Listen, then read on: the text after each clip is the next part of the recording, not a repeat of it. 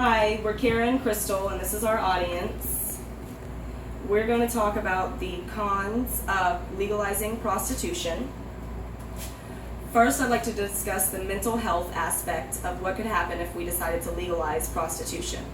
There are some laws that warrant good reasons that legalization or the legitimization of prostitution to protect women's health, but they fail to talk about the psychological harm of prostitution. Post-traumatic stress disorder is characterized by anxiety, depression, insomnia, irritability, flashbacks, emotional numbing, and hyperalertness. Symptoms are more severe and long-lasting when the stressor is of human design.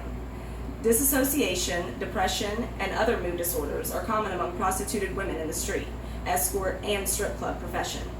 Disassociation in prostitution results from both childhood sexual violence and sexual violence in adult prostitution. The following are rates of current depression and anxiety among the sample street-based female sex workers.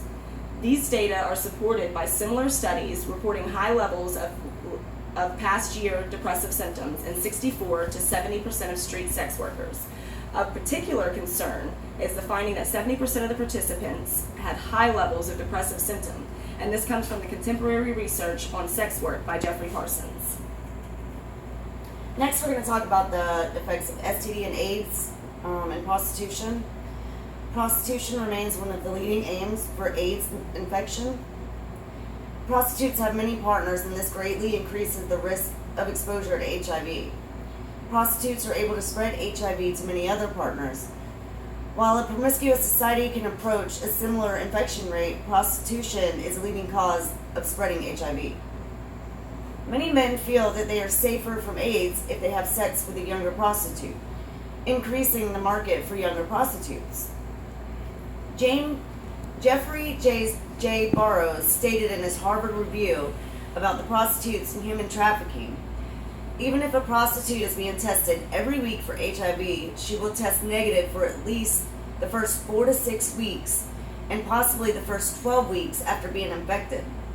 This means that while the test is becoming positive and the results are becoming known, that prostitute may expose up to 630 clients to HIV.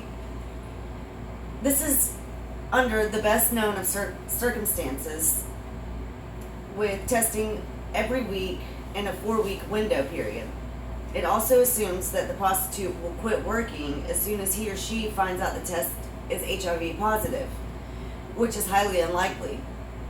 This is not the best approach for actually reducing harm. Instead, in order to slow down the global spread of HIV and AIDS, we should focus our efforts on abolishing prostitution. According to the website procon.org, in one study, 47% of women in the U.S. prostitution stated that men expected sex without a condom. 73 reported that men offered to pay more for sex without a condom, and 45% of women said that men became abusive if they insisted that men use condoms. And last, we'd like to discuss the negative effects on women. First, I'll start out with a quote from Margarita Winberg from her book Prostitution, Trafficking, and Traumatic Stress. I believe we will never succeed in combating trafficking of women if we do not simultaneously work to abolish prostitution and the sexual exploitation of women and children, particularly in light of the fact that many women in prostitution in countries that have legalized prostitution are originally victims of trafficking in women. Legalization may raise the overall demand for prostitution. If there's a high demand for prostitution, who is left to fill that demand? Human trafficking victims, maybe? All prostitution does is manipulate women, regardless of women's consent. Prostitution affects all women, justifies the sale of women, and reduces all women to sex from love.